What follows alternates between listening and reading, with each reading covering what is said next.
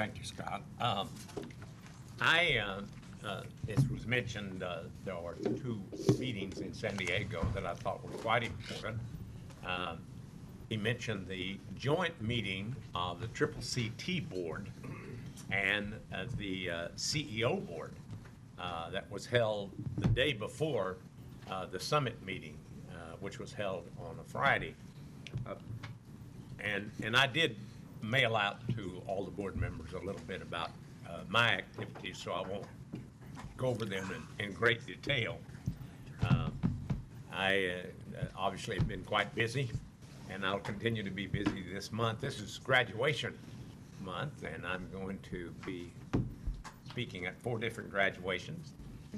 One on Saturday will be at San Francisco State, which will be the first graduating class of the EDD degree that has been very good in training a lot of community college administrators, or those who desire to become administrators, or faculty members who have been interested in an EDD degree.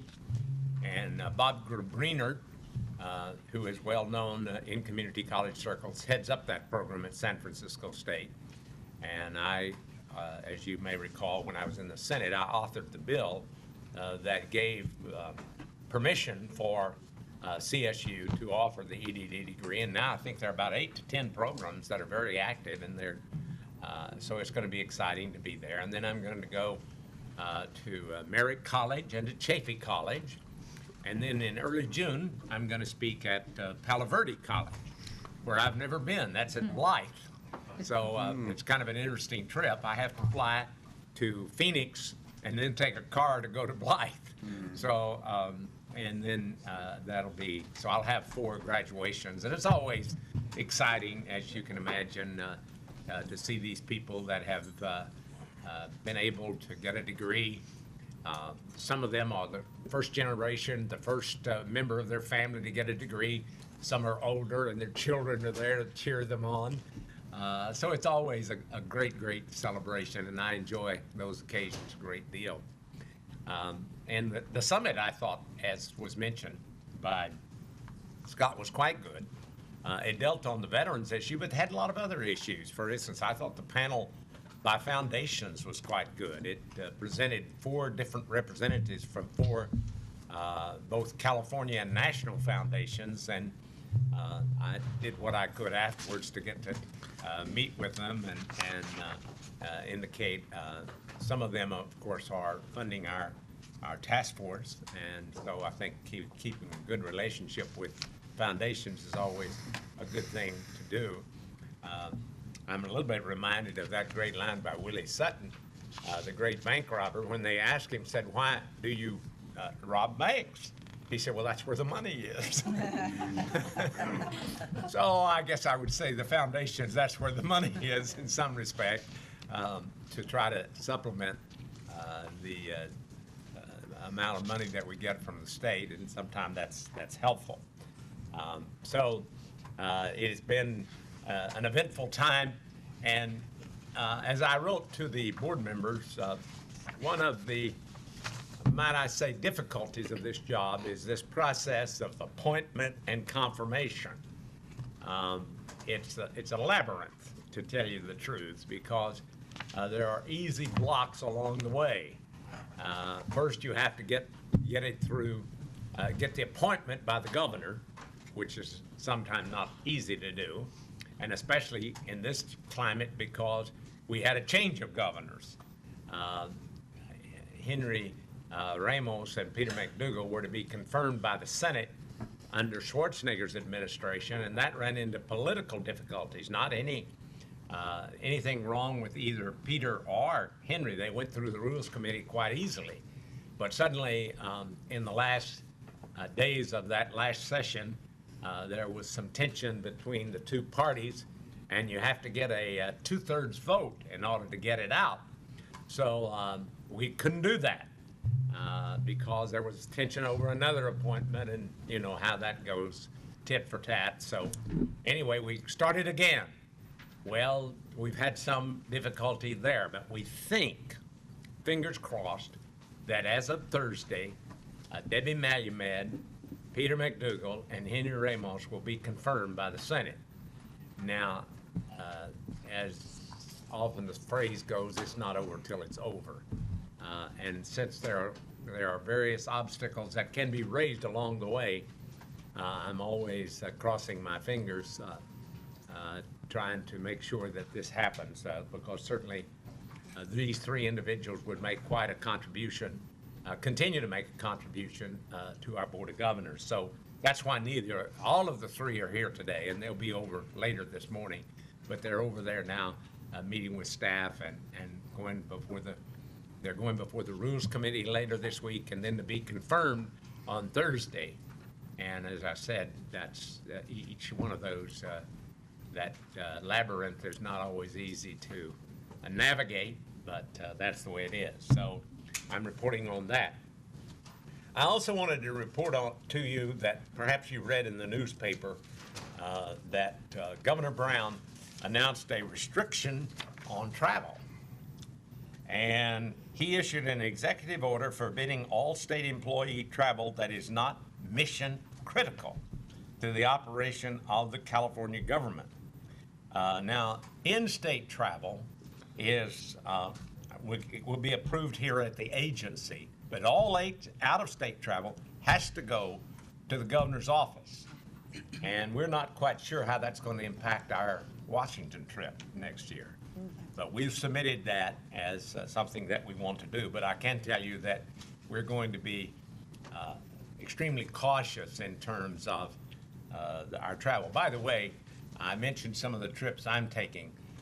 On the graduation trips, I always ask the college itself to pay my way, so I don't have to spend state money. In one way, I'm spending state money because the colleges get state money, but at least I'm not spending the agency money. And I do that on nearly all the trips that I take. I spoke recently, for instance, at Mobilize Now in San Jose at the keynote address, and they provided the travel and lodging. And I don't take any honorarium, as probably you know, but I do want to make sure that this agency is not, it has hardship as a result of travel. So we'll work on that, and we'll work on the Washington trip.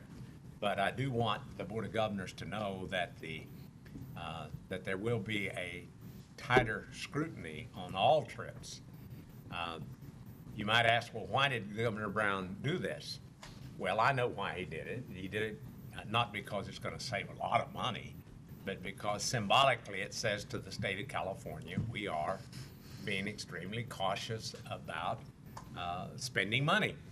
And he even, cut back on the cell phones and the cars and everything else that he could, because he was saying if he goes out and asks for the state of California to extend taxes, then of course he wants to be sure that he has done everything he can to save money.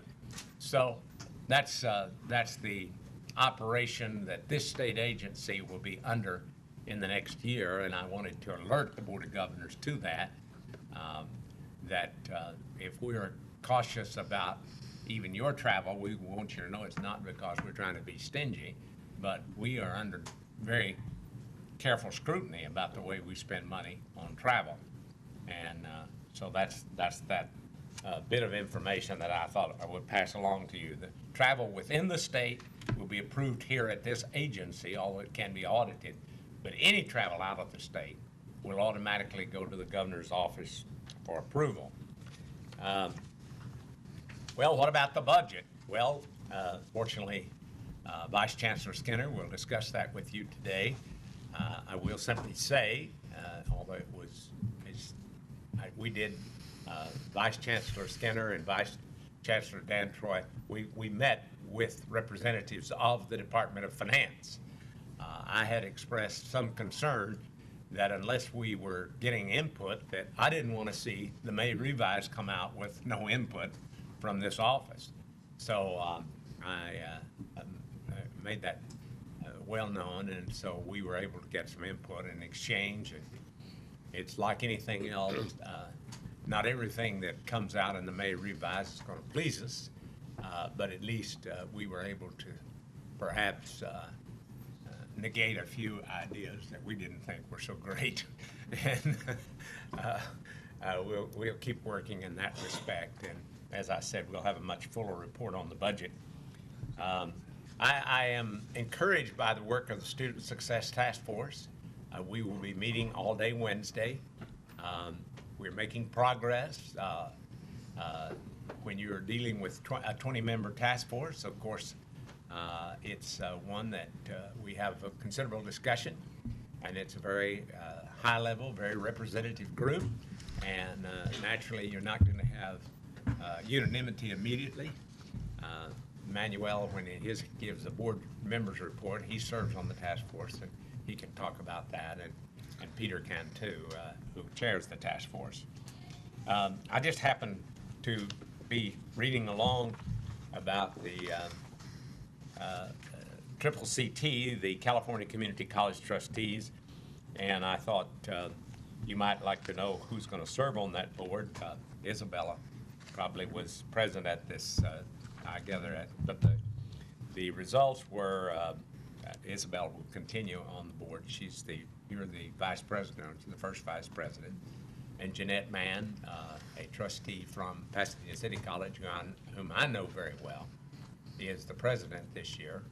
And the ones that were elected there were 8 elected: Laura Casas-Ryer, Mary Figueroa, Paul Gomez, Pauline Larwood, there's a familiar name, from Bakersfield, Nancy Chadwick, Robert Jones, Stephen Castellanos, and Jim Marino were the 8 that were elected to the CCT board. And that sort of concludes my report, unless somebody wants to ask me questions about anything that I mentioned. I'm open to questions. Any questions for the Chancellor? Thank you.